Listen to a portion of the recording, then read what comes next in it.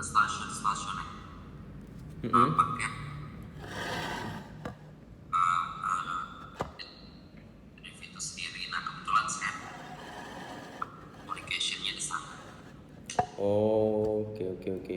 Nah, em, sekarang berarti hitungannya udah 2 tahunan lah ya. Oktober, belum hampir, ya udah 2 tahun lebih, 2 tahun lebih ya di situ ya. 2 tahun 4 bulan. Oke. Kenapa mau pindah, Pak? Saya opportunity yang lain, bukannya sudah kalau di umur muda. Jadi kalau ada opportunity mungkin yang lebih bisa growth, ya kenapa nggak saya ambil, gitu aja sih. Oke, oke. Pak, boleh dijelasin ke saya nggak dari awal Pak Nandi kerja di Apco Grup Asia sampai dengan sekarang itu dijelasin per job desk per perusahaannya dan alasan kenapa pindah dari perusahaan itu ke perusahaan lain. Oke. Sama achievementnya ya Pak? Sama achievementnya. Achievement. Oke. Kalau untuk first, pertama ya duit itu saya dapat di Grup Asia. Jadi kalau itu kan kami yang ada base-nya di Jakarta. Dan di sana saya lebih ke menjadi konsultan. Jadi di sana itu kayak istilahnya marketing agency. Jadi lebih ke B2B. Saya diajarin untuk training segala macam. Jadi bikin growth profit perusahaan klien itu besar lagi. Contoh, kita pegang bank dulu, pegang bank kayak Citibank, BCA, memegang untuk sosial itu seperti UNICEF dan lain sebagainya. Jadi kita naikin profit mereka dengan sales kita. Nah dulu saya fresh graduate kerja di sana, jadi alhamdulillahnya bisa kerja di sana karena saya belajar banyak mulai dari segi marketing, karena memang basic saya dulunya emang industrial engineering teknik. Jadi nggak ada marketing dari awal. Saya bisa di communication karena dari awal saya nyemplungin fieldnya marketing communication. Kenapa saya pindah di sana? Rasa udah cukup dapat, udah cukup menerima dan belajar semua pekerjaan. Dan growth-nya itu agak, jadi otomatis ada opportunity lain. Pada saat itu tawaran juga ada. Saya di sana pertama brand manager mulai dari 2014 kira-kira. Di sana saya pegang malware-nya. Jadi kalau Big Place saya pegang lantai 3-nya di Big Lafayette. Di sana pekerjaan saya lebih ke lebih ke B2C dan B2B. Memang pasarnya mereka nggak kayak yang lain. Jadi memang tentang traffic dan sebagainya. Jadi dari situ saya pegang marketing tools-nya, saya pegang partnership-nya dan segala macamnya. Kenapa saya pindah ke sana? Dari sana, waktu ada perangan, ada perorangan karena dari Parisnya sendiri dia mengurangi karena memang ini ada perpindahan manajemen. Sekarang ikut MAP. Kalau Bapak tahu MAP, dia sekarang jadi satu merek MAP.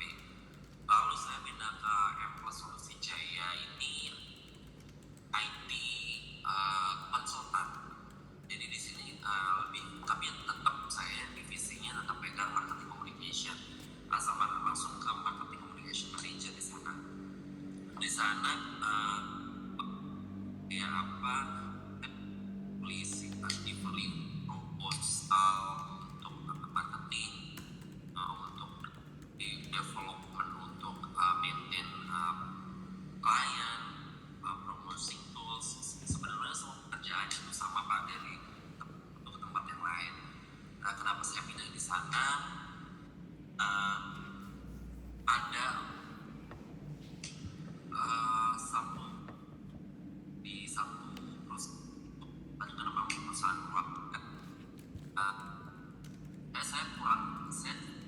dibatasi dari segi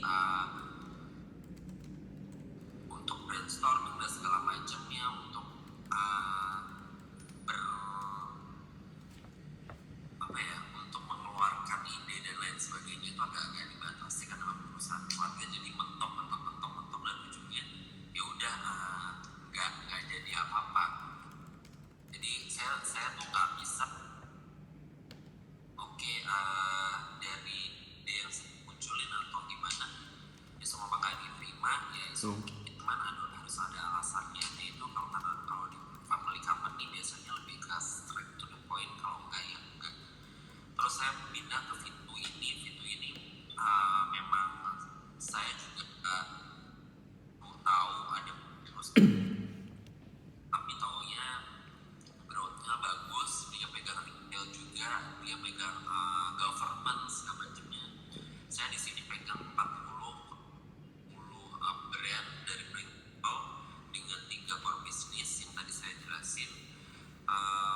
Saya di kreatif sekarang saya marketing communication manager, saya pegang creative division digital marketing. Pekerjaan saya development dan juga maintain klien, posting post semua saya yang pegang, untuk saya juga strategik untuk store-nya sendiri saya juga yang pegang. Seperti itu sih Pak, mulai dari desain kreatif dan segala macamnya semua saya pegang bersama tim tentunya. Sudah? Untuk Oh. achievement sendiri, saya nggak ngerti achievement yang orang-orang ini apa. Cuman saya kenapa saya di TV ini itu saya pernah dapat achievement dan yang ya saya bangga aja saya pernah dapat dari UNICEF karena saya bisa maintain beberapa orang mereka dengan baik untuk yang segala macamnya seperti itu. Nah, yang saya banggakan mungkin achievementnya lebih memberikan growth dari perusahaan itu agar lebih besar lagi. Itu yang senang sebenarnya. Jadi kenapa saya senang bekerja? Saya itu bekerja di perusahaan yang menengah, nggak terlalu besar, tapi ujung-ujungnya saya bisa membesarkan perusahaan. Itu yang buat itu untuk naikin profit mereka. I think enough sih Pak. Oke. Pak Nandi, untuk di CV kan, yang di CV kan itu achievement yang dimasukin di APCO semua ya. Nah dari semua tempat kerja nih, dari APCO, Philips, M Plus, kemudian sama Vitu, paling berkesan kerja di mana dan kenapa kok berkesan banget gitu loh kerja di situ? Karena kan ini udah ada 4 perusahaan nih dari 2014 sampai dengan sekarang. Yang paling bakar karena memang pegang brand dan saya bisa membuat kita kenal oleh masyarakat dan item-item. Contohnya ada penikmat audio, ada penikmat, ada government yang memang suka teknologi bisa dapetin. Saya bangganya di situ sampai sekarang ini bisa bawa nama kan apa ya, prinsipal yang udah barang prinsipal yang udah kita pasti mereka juga bangga. Nah itu dari situ menurut saya achievement buat saya sih Pak. Oke. Berarti paling berkesan di Vitu ya, karena tadi ya megang banyak brand dari prinsipal itu ya, kemudian bisa bikin terkenal. Oke Pak, kalau umpamanya di situ ada tim nggak sih, atau Bapak kerja sendiri atau emang di bawahnya ada tim? Saya pegang tempat bawah saya, jadi ada kreatif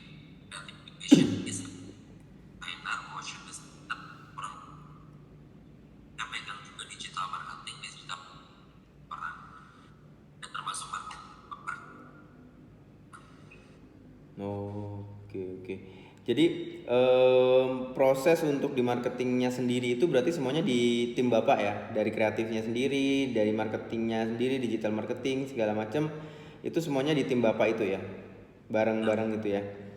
Oke, berarti dari konsep awal sampai dengan eksekusi itu ada di situ ya ruangnya. Oke, Pak, sedikit cerita tentang audisi. Jadi audisi ini kan masih baru banget. Bisa dibilang sebenarnya sudah berjalan cukup lama, tapi saat ini tuh kita sedang growth lah, sedang growth cepat. Tadinya kita hanya fokus ke penyedia guru aja gitu. Tadinya kita hanya fokus untuk ke penyedia native teacher gitu. Jadi kita hire native dari luar negeri. Kita tuh ada beberapa source sih, nggak semua negara bisa kita pakai. Yang source kita tuh London, New Zealand, Australia, Amerika gitu. Nah itu apa namanya, dari negara-negara itu, dan ada satu lagi negara sih sebenarnya, cuma saya lupa gitu negara apa. Nah selain dari itu kita nggak ambil karena permintaannya dan ya mungkin speakingnya atau mungkin caranya dan segala macam itu berbeda dengan negara-negara yang tadi saya sebutin. Nah sekarang itu kita sekarang kita lagi build untuk yang tadi saya bilang media sosial kita, kemudian juga website kita, kemudian kita juga sekarang lagi ngedaftarin brand kita nih. Nama kita kan Audisi nih. Sekarang kita lagi proses pendaftaran brand kita ke Haki, dan kita emang benar-benar serius untuk ngejalanin bisnis ini. Selain itu, sekarang kita juga ada beberapa bisnis baru yang mau kita buat, contohnya kayak manajemen konsultan, kemudian. Tapi ini khusus untuk pendidikan ya, khusus untuk pendidikan untuk sekolah-sekolah. Kita juga mau bikin kayak apa namanya ya, training untuk guru-guru gitu, dan apa namanya, mencetak guru lah, wadah untuk mencetak guru. Kemudian juga kita akan buat untuk portal job untuk guru, khusus untuk guru gitu. Jadi untuk aparatur sekolah. Nah yang ingin saya tanyakan itu, karena kan kita masih baru banget nih, dan salah satu job desk-nya Pak Nadi di kita di marketing komunikasi yang akan kita cari ini, yang sedang kita cari ini, itu adalah ngejalin engagement dengan sekolah-sekolah yang baru gitu. Kemudian cari klien sekolah-sekolah yang baru, dan kita juga mau ekspansi sih keluar Jabodetabek. Nah rencananya dalam waktu dekat itu kita akan ekspansi ke Surabaya. Nah caranya Bapak supaya mereka itu mau nih kerja sama kita, kemudian mau percaya sama kita, karena kan kita masih baru nih, masih baru banget. Tadi kan Pak Nandi bilang bisa bikin perusahaan yang tadinya biasa aja menjadi besar gitu kan. Nah caranya itu gimana kalau umpamanya diterapin ke tempat kita. Nah kita masih kecil, kemudian kita pengen besar. Caranya kita besar adalah kita kerjasama dengan sekolah-sekolah, itu adalah core-nya yang pertama. Kemudian kita bikin kampus-kampus atau university yang top grade di Indonesia itu percaya kepada kita untuk kerjasama training tadi, mencetak guru-guru. Contohnya kan kayak UNJ kan fokus ke pendidikan nih, kemudian juga ada UPH, kemudian juga ada BINUS yang ada pendidikannya. Nah itu gimana caranya mereka bisa percaya sama kita untuk naruh si lulusannya itu ikut training dan seminar sama kita. Ya itu dulu sih. Sebalik apa yang bikin beda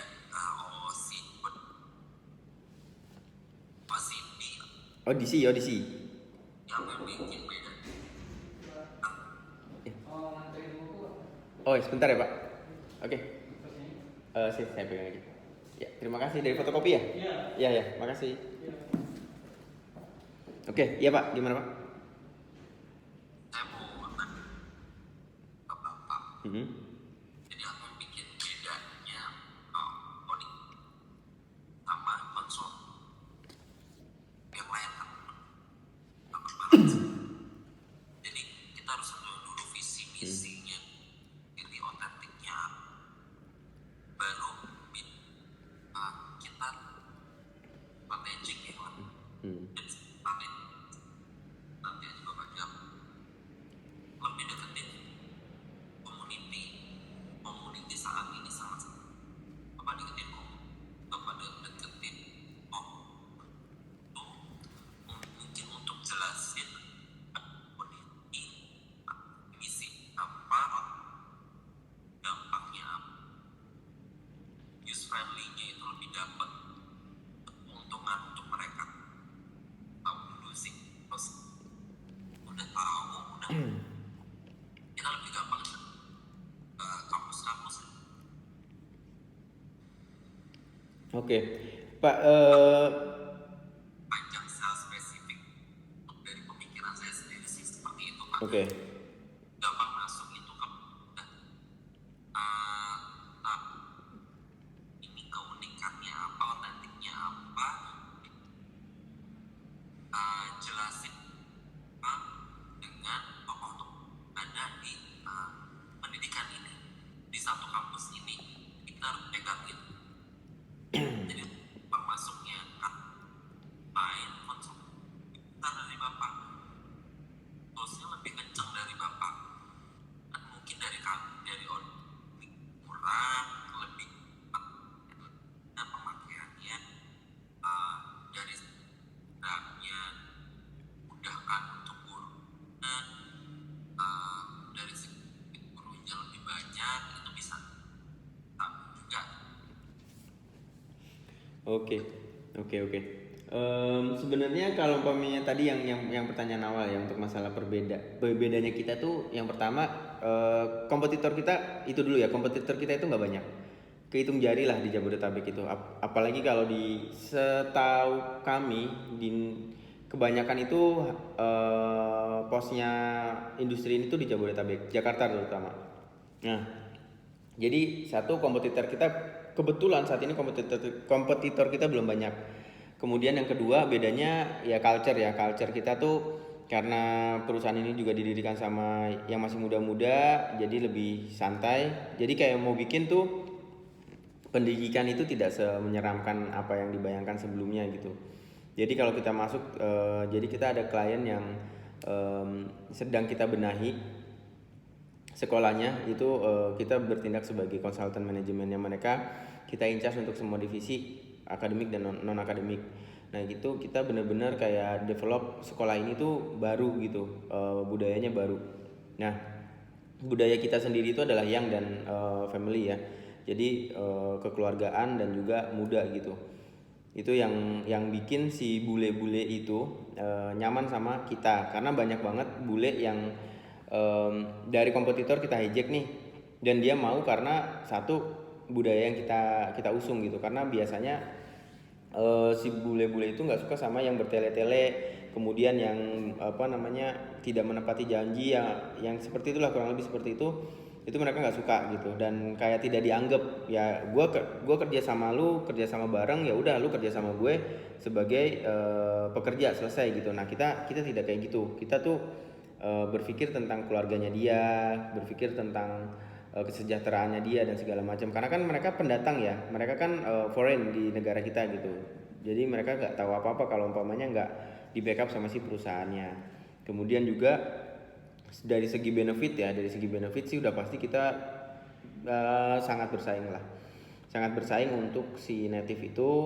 Kemudian juga secara manajemen fee sebagai konsultan juga benar-benar bisa bersaing lah. Jadi kita untuk saat ini kita masih bisa, kalau bicara masalah harga ya, kalau kita bicara masalah nominal kita bisa menang gitu. Tapi selepas dari nominal, selepas dari benefit, kita juga punya culture, kita punya budaya yang emang benar-benar kita tuh menaungi mereka gitu. Karena banyak banget sejauh ini ya kompetitor kita itu tidak seperti apa yang kita lakukan, karena yang kita lakukan ini pasti butuh effort yang tinggi.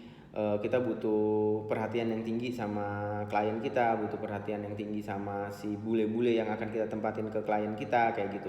Nah itu kebanyakan, contoh deh, ini bukan yang menjelekan satu brand, tapi karena kebetulan saya tahu banget dalamnya, kayak IF itu salah satu kompetitor kita. Dia itu punya dua jenis bisnis. Yang pertama itu dia kursus yang bahasa Inggris itu, yang kedua dia punya edutech juga kayak kita. Nah dia itu punya klien-klien sekolah-sekolah yang dia akan taruh native ke situ, dan dia juga bertindak sebagai manajemen konsultan juga di situ gitu. Nah dia itu biasanya tidak akan pernah memperhatikan klien ketika dikasih sama bule. Contoh nih saya kerjasama sama Pak Nandi sebagai foreignnya, sebagai native teacher, saya taruh ke klien A. Ketika Pak Nandi sudah ditaruh di klien A, itu kita kayak udah lepas tangan aja, pokoknya ya tanggung jawab si klien A itu ya tanggung jawabnya Pak Nandi gitu sebagai native speaker yang kita taruh di situ. Nah Terus secara benefit pun jauh, kemudian juga secara kejelasan jadwal yang dibuat juga bisa dibilang tidak jelas karena mereka dibuat jadwalnya itu mingguan untuk native. Nah kita itu bikin jadwal 1 tahun ajaran udah kita bikin jadwalnya jadi udah jelas. Karena kan guru itu dibayarnya per jam ya untuk salary. Kemudian juga dia melepas tangan gitu aja kalau seandainya si native teachernya ini bermasalah kayak gitu. Jadi keunggulan kita kurang lebih cukup unggul sih dibandingin sama yang lain karena CEO kita itu juga dia alumni dari Newcastle University dan dia juga tahu budaya kerjanya orang-orang London. Jadi kurang lebih kita tuh pengen merangkul mereka sebagai keluarga gitu. Jadi nggak mau ngelepasin gitu aja. Itu sih sebenarnya keunggulan kita. Jadi kalau seandainya Pak Nandi di lapangan nanti atau di teknisnya nanti bertemu dengan A B C D E kemudian melakukan tekniknya Pak Nandi secara teknikal kerjanya Pak Nandi ya so far sih kita bisa guarantee sih kalau kita bisa lebih baik daripada si kompetitor gitu. Karena kebetulan kompetitor kita juga nggak banyak gitu. Nggak banyak, masih kehitung jari belum ada 10 gitu kurang lebih. Oke, nah kurang lebih seperti itu. Terus dari saya sih sebenarnya ngobrolnya cukup ya karena saya juga ngobrol nggak banyak-banyak. Nanti kebetulan saya tertarik sama Pak Nandi. Proses interviewnya ada 2 kali step lagi. Yang kedua itu nanti interview sama CEO saya, CEO-nya Audisi. Kemudian yang terakhir itu adalah tes biasanya. Kita ada tadi kasus untuk Pak Nandi nanti kita kasih tesnya. Kemudian Pak Nandi diminta untuk bikin biasanya sih kita minta plan sama strategi sih. Kalau umpamanya ada case kayak gini, strategi sama plannya tuh seperti apa kayak gitu. Itu sih. Terus dari saya cukup. Dari Pak Nandi ada pertanyaan?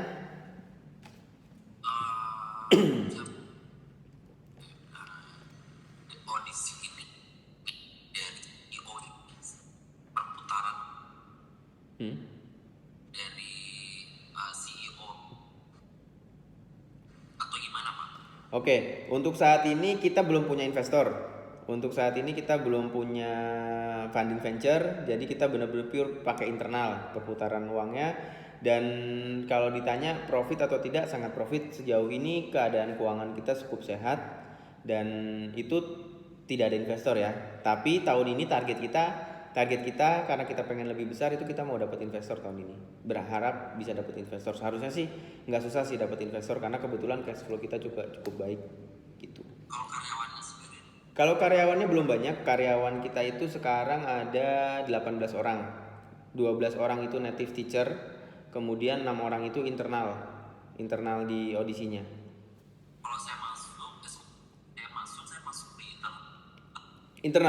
di internal. Jadi nanti Pak Nandi masuk kalau seandainya join dengan audisi nanti status karyawannya sama kayak saya. Jadi kita ada di internalnya audisi gitu. Oke, ada tim Gimana? ada tim mantap. Oh, untuk nanti kalau seandainya Pak Nandi masuk itu belum ada tim. Jadi Pak Nandi kerja sendiri. Tapi untuk saat ini kita sekarang lagi punya freelance di marketing. Kita punya freelance untuk digital marketing dan juga untuk website. Itu aja sih. Tapi kalau untuk nanti ketika Pak Nandi masuk itu masih jalan sendiri. Masih single factor dulu. Gimana? Audisi dan Sorry, suaranya putus-putus. kepanjangannya Enggak, itu enggak ada kepanjangan. Jadi kita ngambil dari bahasa Inggris saja. Audisi sebelumnya namanya Newcastle. Sebelumnya waktu kita mau daftarin ke Haki itu udah ada yang pakai. Ya jelas udah ada yang pakai gitu. Nah, akhirnya kita ganti audisi. Jadi audisi itu tidak ada kepanjangan. Artinya ya kekeluargaan aja gitu. Artinya dan wadah lah. Jadi kayak ya nanti bisa dicari maknanya audisi ya kita hanya mencangkok udah gitu aja selesai kayak gitu. Karena kita cek Karena kita cek di Haki masih bisa. Oke, terakhir pertanyaan dari saya, kalau join sama kita expect salary-nya berapa?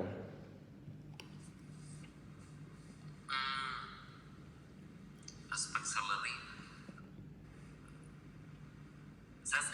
Jujur saya sekarang di 16 Pak. Oke. Jadi aspek salary saya mungkin di atas itu. Kalau semua saya mau cari yang lain, udah itu aja sih. Oke, pokoknya harus di atas dari yang sekarang ya. Iya pasti. Oke. Karena transportnya gede banget kayak.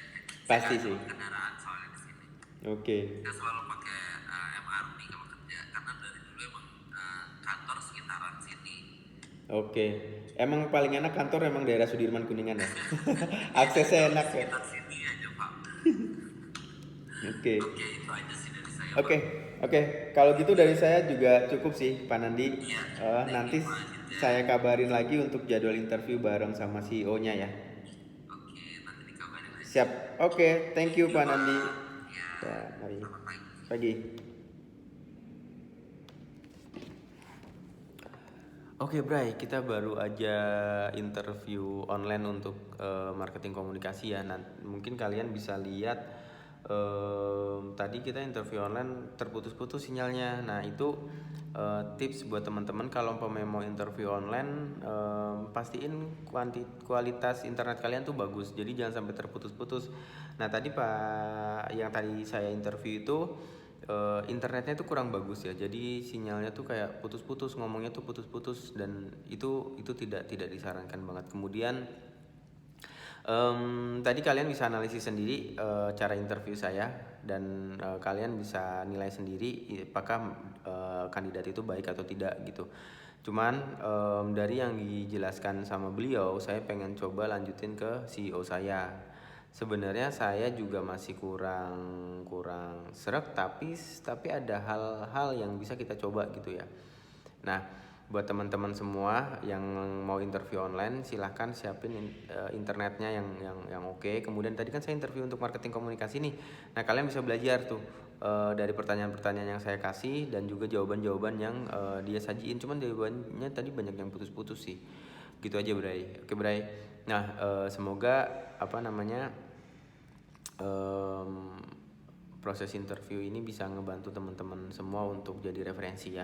Oke, kalau gitu salam capek nganggur karena nganggur itu capek, dan semoga untuk teman-teman yang lagi cari kerja dan belum dapat kerja cepat dapat kerja. Amin amin amin.